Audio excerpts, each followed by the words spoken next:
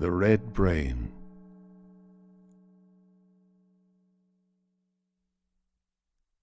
One by one, the pale stars in the sky overhead had twinkled fainter and gone out. One by one, those flaming lights had dimmed and darkened. One by one, they had vanished forever, and in their places had come patches of ink that blotted out immense areas of a sky once luminous with stars. Years had passed. Centuries had fled backward. The accumulating thousands had turned into millions, and they, too, had faded into the oblivion of eternity. The earth had disappeared. The sun had cooled and hardened, and had dissolved into the dust of its grave. The solar system and innumerable other systems had broken up and vanished, and their fragments had swelled the clouds of dust which were engulfing the entire universe.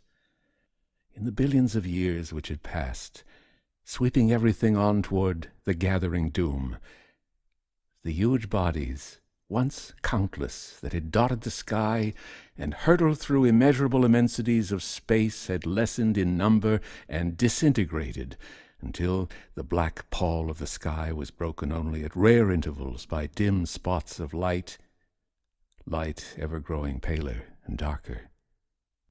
No one knew when the dust had begun to gather, but far back, in the forgotten dawn of time, the dead worlds had vanished unremembered and unmourned. Those were the nuclei of the dust. Those were the progenitors of the universal dissolution which now approached its completion. Those were the stars which had first burned out, died, and wasted away in myriads of atoms. Those were the mushroom growths which had first passed into nothingness in a puff of dust. Slowly, the faint wisps had gathered into clouds, the clouds into seas, and the seas into monstrous oceans of gently heaving dust that drifted from dead and dying worlds, from interstellar collisions of plunging stars, from rushing meteors and streaming comets which flamed from the void and hurtled into the abyss. The dust had spread and spread. The dim luminosity of the heavens had become fainter as great blots of black appeared far in the outer depths of space. In all the millions and billions and trillions of years that had fled into the past, the cosmic dust had been gathering, and the starry horde had been dwindling. There was a time when the universe consisted of hundreds of millions of stars, planets, and suns, but they were ephemeral as life or dreams, and they faded and vanished one by one. The smaller worlds were obliterated first, then the larger, and so in ever-ascending steps to the unchecked giants which roared their fury and blazed their whiteness through the conquering dust and the realms of night. Never did the cosmic dust cease its hellish and relentless war on the universe. It choked the little airlights, it swallowed the helpless satellites, it swirled around the leaping comets that rocketed from one black end of the universe to the other, flaming their trailing splendor, tearing paths of wild adventure through horizonless infinitudes the dust already ruled. It clawed at the planets and sucked their very being. It washed, hateful and brooding, around the monarchs and plucked at their lands and deserts. Thicker, thicker, always thicker grew the cosmic dust, until the giants no longer could watch each other's gyres far across the void. Instead, they thundered through the waste, lonely, despairing, and lost. In solitary grandeur they burned their brilliant beauty. In solitary defeat and death they disappeared. Of all the stars in all the countless host that had once spotted the heavens, there remained only Antares. Antares, immensest of the stars, alone was left, the last body in the universe inhabited by the last race ever to have consciousness, ever to live.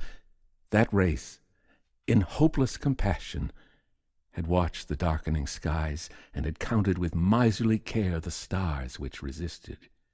Every one that twinkled out wrenched their hearts. Every one that ceased to struggle and was swallowed by the tides of dust added a new strain to the national anthem, that indescribable melody, that infinitely somber paean of doom which told a solemn harmony in every heart of the dying race.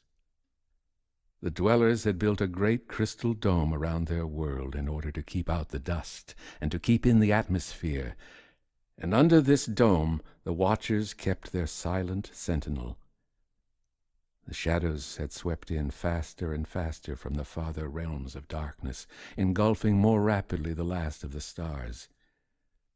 The astronomer's task had become easier, but the saddest on Antares, that of watching death and oblivion spread a pall of blackness over all that was, all that would be. The last star, Mira, second only to Antares, had shone frostily pale, twinkled more darkly, and vanished. There was nothing in all space except an illimitable expanse of dust that stretched on in every direction. Only this, and Antares. No longer did the astronomers watch the heavens to glimpse again that dying star before it succumbed. No longer did they scan the upper reaches. Everywhere swirled the dust, enshrouding space with a choking blackness. Once there had been sown through the abyss a multitude of morbidly beautiful stars, whitely shining, wan. Now there was none. Once there had been light in the sky. Now there was none. Once there had been a dim phosphorescence in the vault. Now it was a heavy hanging pall of ebony, a rayless realm of gloom, a smothering thing of blackness, eternal and infinite. We meet again in this hall of the mist, not in the hope that a remedy has been found, but that we find how best it is fitting that we die. We meet not in the vain hope that we may control the dust, but in the hope that we may triumph, even as we are obliterated. We cannot win the struggle, save in meeting our death heroically. The speaker paused. All around him towered a hall of space rampant. Far above spread a vague roof, whose flowing sides melted into the lost and dreamy distances. A roof supported by unseen walls, and by the mighty pillars which rolled upward at long intervals from the smoothly marbled floor. A faint haze seemed always to be hanging in the air because of the measureless lengths of that architectural colossus. Dim in the distance, the speaker reclined on a metal dais raised above the sea of beings in front of him. But he was not in reality a speaker, nor was he a being such as those which had inhabited the world called Earth. Evolution, because of the unusual conditions on Antares, had proceeded along lines utterly different from those followed by the various bodies which had dotted the heavens when the deep was sprinkled with stars in the years now gone. Antares was the hugest sun that had leaped from the primeval chaos. When it cooled far more slowly than the others, and when life once began, it was assured of an existence not of thousands, not of millions, but of billions of years. That life, when it began, had passed from the simple forms to the age of juggernauts, and so by steps on and on up the scale. The civilizations of other worlds had reached their apex, and the worlds themselves become cold and lifeless at the time when the mighty civilization of Antares was beginning. The star had then passed through a period of warfare, until such terrific and fearful scourges of destruction were produced that in the 2 days' war 7 billion of the 8.5 billion inhabitants were slaughtered. Those 2 days of carnage ended war for eons. From then on, the Golden Age began. The minds of the people of Antares became bigger and bigger, their bodies proportionately smaller, until the cycle eventually was completed. Every being in front of the speaker was a monstrous heap of black viscidity, each mass an enormous brain, a sexless thing that lived for thought, Long ago it had been discovered that life could be created artificially, in tissue formed in the laboratories of the chemists. Sex was thus destroyed, and the inhabitants no longer spent their time in taking care of families. Nearly all the countless hours that were saved were put into scientific advance, with the result that the star leaped forward in an age of progress never paralleled. The beings, rapidly becoming brains, found that by the extermination of the parasites and bacteria on Antares, by changing their own organic structure, and by willing to live, they approached immortality. They discovered the secrets of time and space.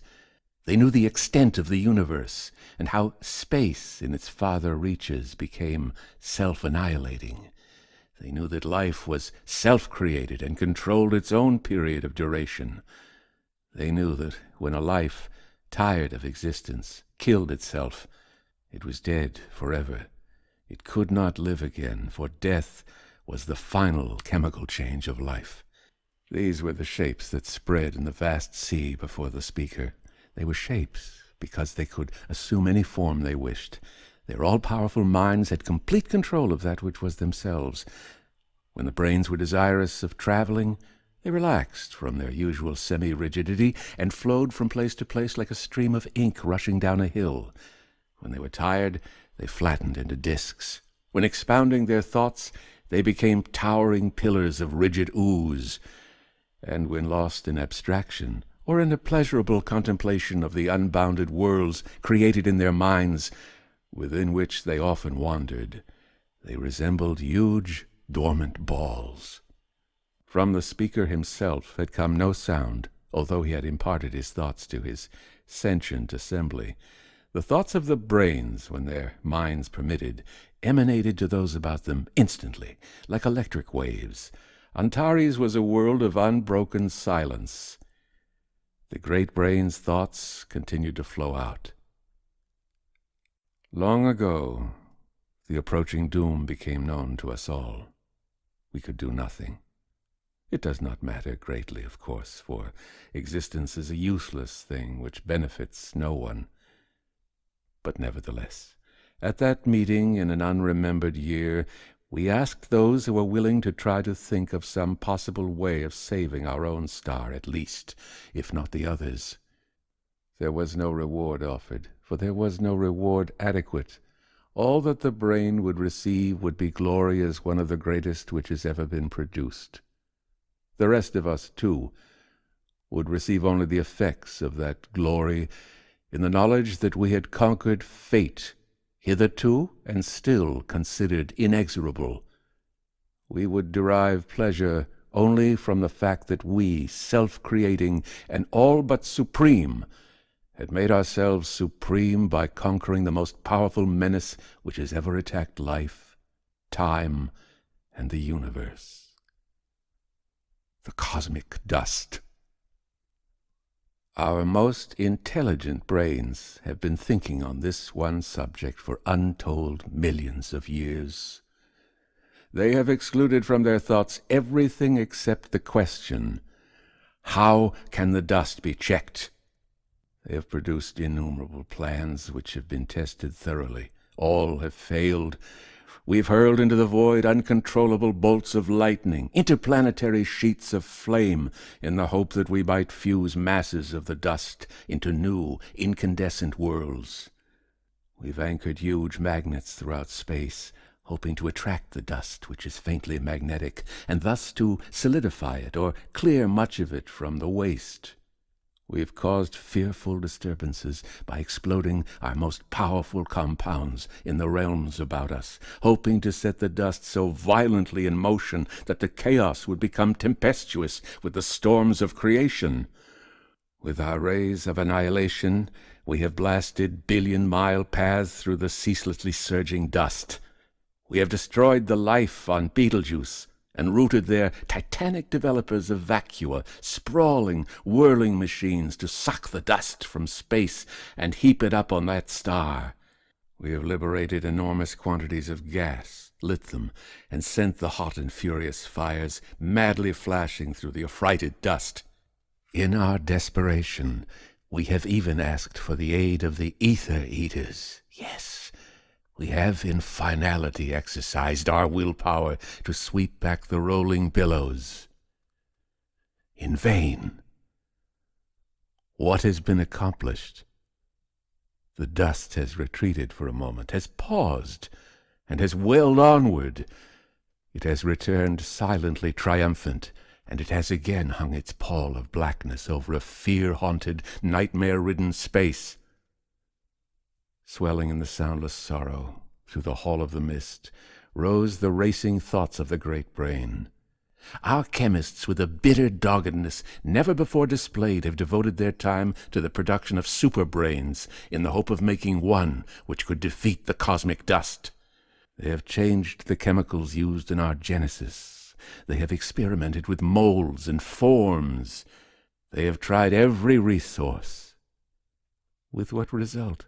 There have come forth raging monstrosities, mad abominations, satanic horrors, and ravenous foul things, howling wildly the nameless and indescribable phantoms that have thronged their minds. We have killed them in order to save ourselves, and the dust has pushed onward. We appealed, in the forgotten dream-veiled centuries, for aid in any form.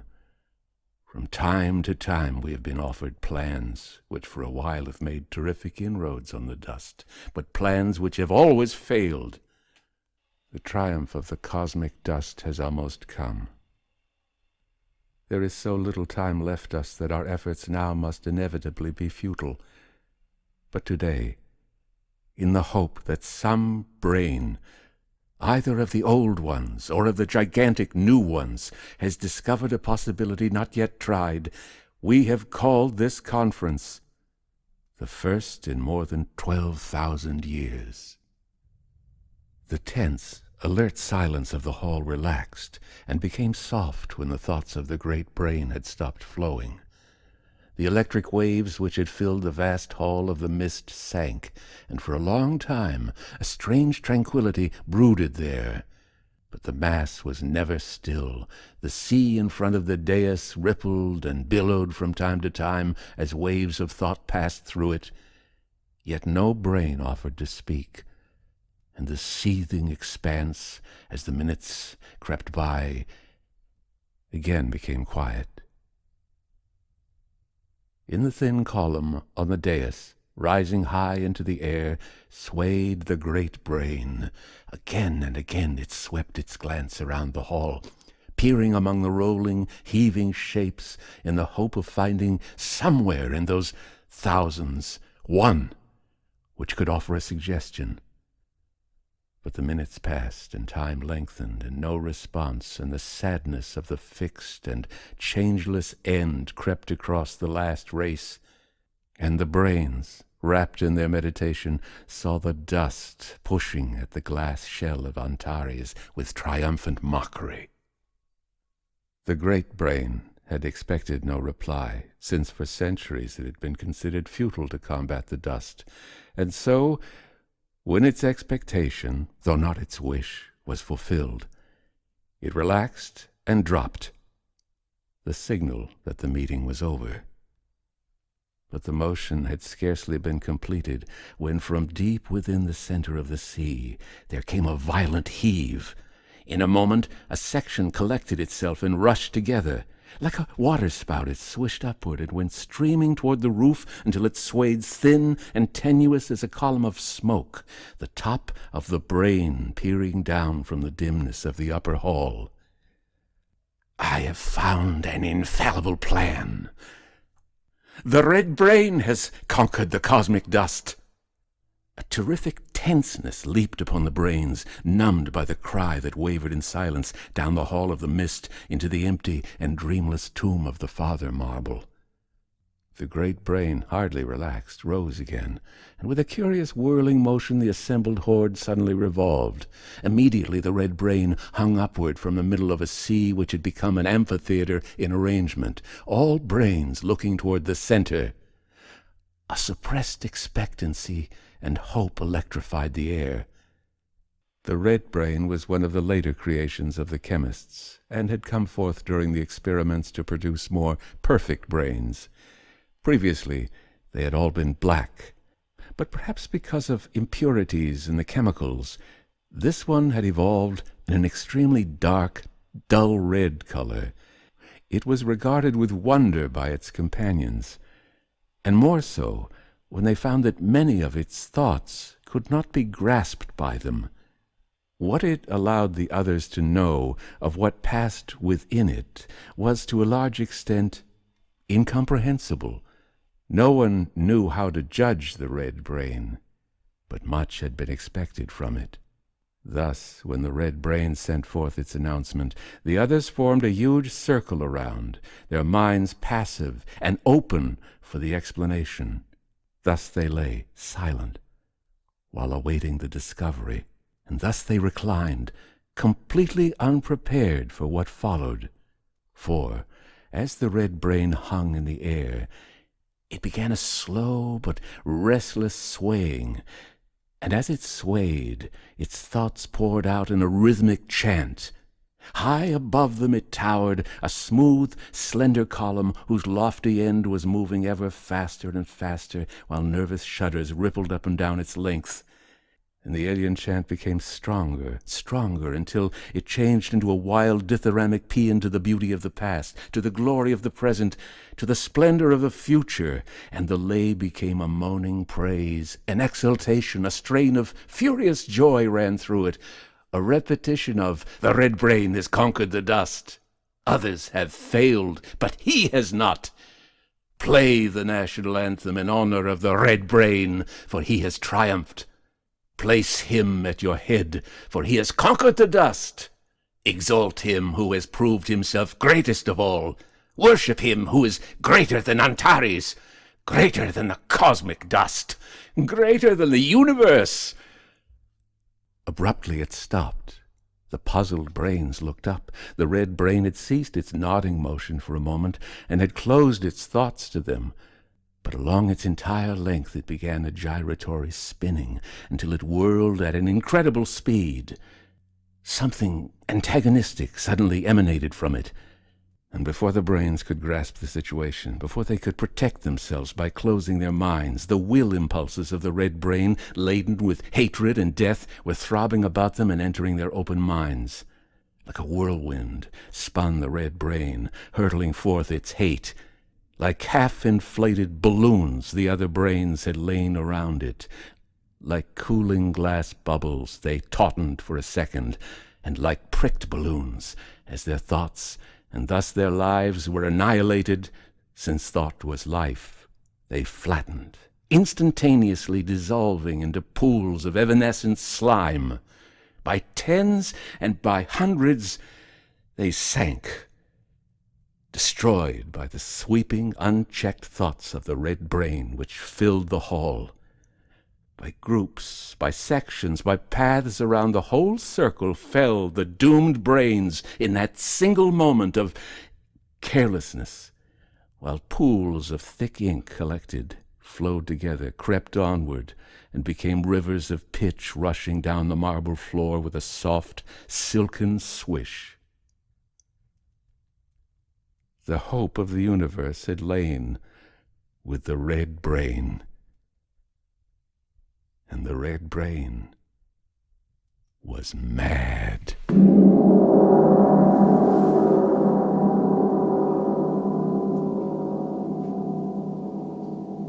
The Red Brain, written by Donald Wandrei, narrated by Edward E. French. Good night.